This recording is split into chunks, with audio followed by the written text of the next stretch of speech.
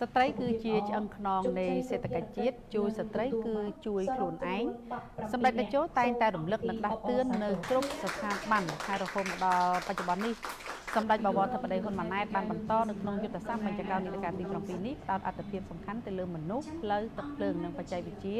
សម្ដេចនៅតែបន្តបញ្ជ្រាបស្ត្រីយើងនៅគ្រប់ស្ថាប័នទាំងអស់គឺចាប់ពីថ្នាក់ជាតិរហូតដល់ថ្នាក់ក្រោមជាតិនេះជាប្រសាសន៍លើកឡើងរបស់លោកជំទាវឧត្តមសេនីយ៍តូសៅរស្មីនាយករងនាយកដ្ឋានកិច្ចការយោធាស៊ីវិលក្នុងពិធីសម្ដែងសម្ដារជាមួយនីតិហ៊ានជាស្ត្រីក្នុងនាយកដ្ឋានដើម្បីចូលរួមអបអរសាទរខួបលើកទី114ទិវាអន្តរជាតិ8មីនាឆ្នាំ2025ក្រោមប្រធានបទសិទ្ធិសមភាពនិងភាពអង់អាចចំពោះស្ត្រីនិងក្មេងស្រីគ្រប់រូបនៅនាយកដ្ឋានកិច្ចការយោធាស៊ីវិលនៃអគ្គនាយកដ្ឋានយុទ្ធសេវាក្រសួងការពារជាតិនាថ្ងៃទី5ខែមីនាម្សិលមិញនេះលោកជំទាវសៅរស្មីក៏ដូចជាអង្គពិធីទាំងមូលក៏បានសម្ដែងនៅការគោរពដឹងគុណចំពោះសម្ដេចតេជោហ៊ុនសែនដែលជាអគ្គមគ្គុទ្ទេសក៍សន្តិភាពនិងជាប្រតិបត្តិការនយោបាយឈ្នះឈ្នះដែលបានស្វែងរកសន្តិភាពជូនពលរដ្ឋការទទួលបានសុខសន្តិភាពពេញផ្ទៃប្រទេសនោះហើយទើបស្ត្រីនៅកម្ពុជាទទួលបានការគោរពការផ្ដល់ជូនឋានៈទូនាទីនៅក្នុងសង្គមដោយពេលបច្ចុប្បន្ននេះពិសេសស្ថិតក្នុងប្រទេសមានសុខសន្តិភាពស្ត្រីក្នុងកងទ័ពយើងបានចូលរួមជាកម្លាំងរក្សាសន្តិភាពក្រោមឆ័ត្ររបស់អង្គការសហប្រជាជាតិដូចជានៅប្រទេសស៊ូដង់និងប្រទេសដែលប្រឈមនឹងសង្គ្រាមមួយចំនួនទៀតគឺគាត់មានភាពអង្អែលក្លាហានលោកជំទាវឧត្តមសេនីយ៍តូសៅរស្មីបានគូបញ្ជាក់ថារាជរដ្ឋាភិបាលដែលដឹកនាំដោយសម្ដេចមហាបវរធិបតីហ៊ុនម៉ាណែត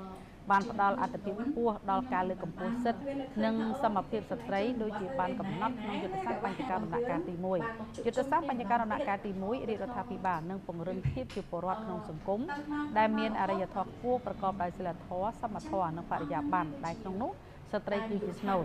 រាជរដ្ឋាភិបាលនឹងបន្តលើកកម្ពស់សមភាព Gender តាមរយៈការបង្កើនការវិនិយោគនៅក្នុងវិស័យសេដ្ឋកិច្ចអប់រំសុខភាពនិងការដឹកនាំសាធារណៈដើម្បីទាញយកអត្ថប្រយោជន៍ពី